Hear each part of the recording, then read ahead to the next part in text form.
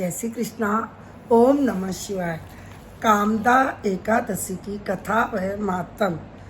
सावन महीने की कृष्ण पक्ष की एकादशी को कामदा एकादशी कहते हैं। कुंती पुत्र धर्मराज युधिष्ठिर बोले, हे भगवान, अब आप हमें सावन महीने की कृष्ण पक्ष की कामदा एकादशी की कथा विस्तार पूर्वक सुनाइए। इस एकादशी का नाम और उसकी विधि क्या है और उसमें कौन से देवता की पूजा की जाती है। श्री कृष्ण भगवान बोले, हे राजन, मैं इस एकादशी की कथा कहता हूँ, ध्यान पूर्वक सुनो।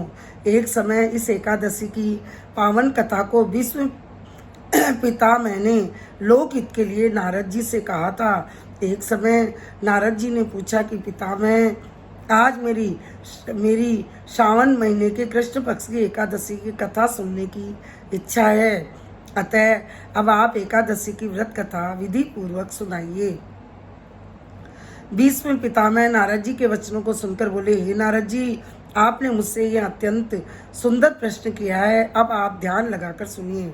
सावन महीने की कृष्ण पक्ष की एकादशी का नाम कामदा है। इस एकादशी की कथा के सुनने मात्र से ही वाजपेयी यज्ञ का फल मिलता है। कामदा एकादशी के व्रत में शंख चक्र गदाधारी विष्णु भगवान की पूजा की जाती है और जो मनुष्य इस एकादशी को धूप दीप नैवेद्य आदि से भगवान विष्णु की पूजा करते हैं, उन्हें गंगा स्नान के फल से भी बड़ा फल मिलता है।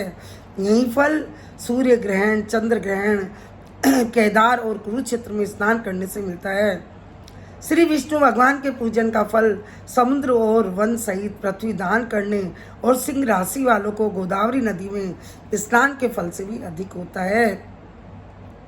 वित्तीपात में गंडक नदी के में स्नान करने से जो फल मिलता है, वह फल भगवान की पूजा अर्चना करने से मिल जाता है। भगवान की पूजा का फल श्रावण महीने के कृष्ण पक्ष की एकादशी के फल के बराबर है, अतः विधि पूर्वक भगवान की पूजा करनी चाहिए। सावन महीने में कृष्ण पक्ष की कामदा एकादशी का व्रत अवश्य करना चाहिए। आभूषणों से युक्त बछड़ा सहित गौ का दान करने से जो फल मिलता है, वह कामदा एकादशी के व्रत से मिल जाता है। जो उत्तम द्विज श्रावण माह के कृष्ण पक्ष की कामदा एकादशी का व्रत करते हैं तथा श्री विष्णु भगवान की पूजा करते हैं, उससे समस्त वेद, नाग, किन्नर, पितृ आदि की पूजा हो जाती है। नारद, स्वयं भगवान ने अपने मुख से कहा है कि मनुष्य को अध्यात्म विद्या से जो मिलता है, उससे भी अधिक फल कामदा एकादशी का व्रत करने से मिल जाता है। इस व्रत के करने से मनुष्य अंतिम समय अनेक दुखों से युक्त यमराज तथा नरक के दर्शन नहीं करता है। कामदा एकादशी का व्रत तथा रात्रि के जागरण से मनुष्य को कुयोनि नहीं मिलती है और अंत में स्वर्ग लोक को जाता है। जो उत्तम मनुष्य श्रावण महीने के कृष्ण पक्ष की कामदा एकादशी को तुलसी से भक्ति पूर्वक श्री विष्णु भगवान की पूजा करते हैं, वे इस संसार सागर में रहते हुए भी इससे इस प्रकार अलग रहते हैं जिस प्रकार कमल जल में रहता हुआ भी जल से अलग रहता है। भगवान की तुलसी दल से पूजा करने का फल 1 भार स्वर्ण और 4 भार चांदी के दान करने के फल के बराबर है।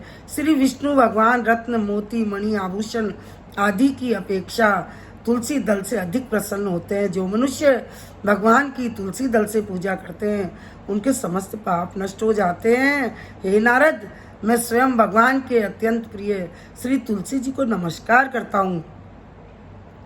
तुलसी जी के दर्शन मात्र से मनुष्य के समस्त पाप नष्ट हो जाते हैं और शरीर के स्पर्श मात्र से मनुष्य पवित्र हो जाता है।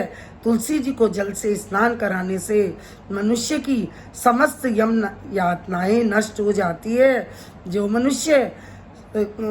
मनुष्य भगवान को तुलसी जी के स्पर्श से मनुष्य को मुक्ति प्राप्त होती है और दर्शन मात्र से मनुष्य के सब पाप नष्ट हो जाते हैं और शरीर के स्पर्श मात्र से मनुष्य पवित्र हो जाता है।